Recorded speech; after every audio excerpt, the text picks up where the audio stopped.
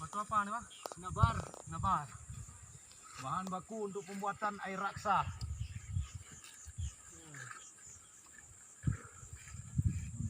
Uji apa?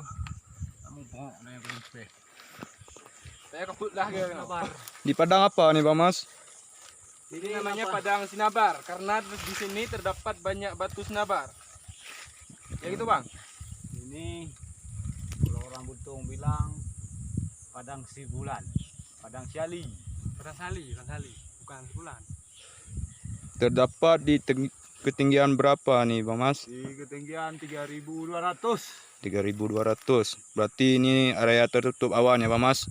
Ya, lihat sekeliling tanaman dengan tubuh di sini. Karena di bawahnya banyak mengandung logam, logam magnesium. Berarti yang terdapat di bawah itu adalah rawa besar ya Bang Mas? Yoi. Oh, batai putih je buat petu pak ni. Mana dia putih tu? Mandi bepah dia mandi. Padang Bukit Seribulan.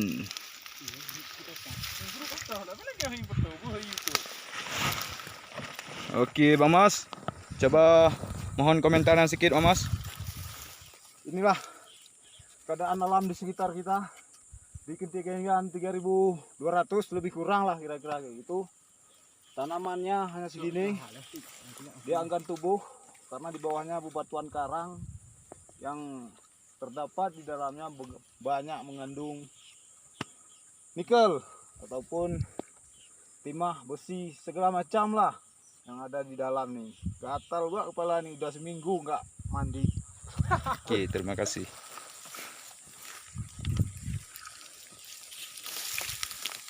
Inilah Gimana menurut yang bernama Wandi tentang Padang ini? Gimana pendapat Bang Wandi? Sali, menurut Kenjo Jemen yang bernama Padang Sali ya. Ini mengandung zat besi-besi lah, dibilang orang tua kan. Berarti ini yang dicari-cari orang di kampung ya Wandi, Ya. tentang batu mirah. Batu apa nih Bang Mas? Batu apa nih bang? Ini namanya batu sinabar. Batu senabar yang terdapat di ketinggian 3.200 lebih lah. Ya. Ini karang ini. Ini karang. Bukan. Berarti Bukan ini batu sinabar, ini karang yang ini, karang. terdapat di yang orang-orang kampung cari-cari ya. Bang, video tuh bang.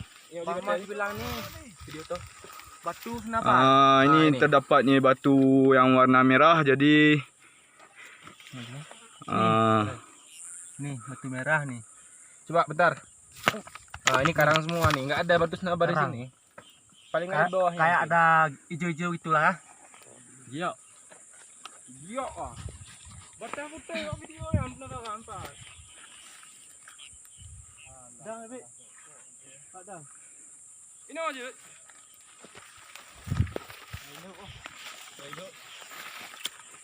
berarti Bang yang sudah kita rangkup-rangkup berapa luas dalam bukit ini Bang? Diperkirakan lebih kurang 25 hektar. 25 hektar. Dan bergadi ya kak, dia. Itu puncaknya tuh namanya puncak Tangak tuh. Yang mana Bang Mas? Tuh. Itu Nah, itu Tangak. Itu yang gunung yang kita lalui tadi Bang Mas.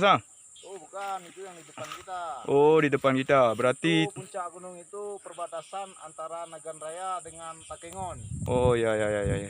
Udah, yuk. Berarti di sebelah gunung itu apa Bang Mas? Ya, Takengon lah, Gegara. Oh, Takengon. Berarti Aceh Tengah ya Bang Mas ya? Ya, Aceh Tengah.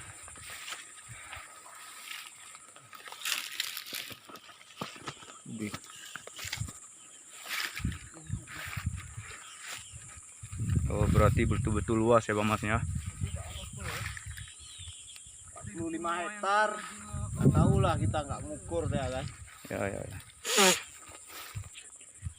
2, 3. Oke lah Bang Mas. Terima kasih buat komentar tentang Bukit Seribulan ini Bang Mas. Ranger, tetap semangat. Oke. Semangat Ranger. Yes. Oke, assalamualaikum.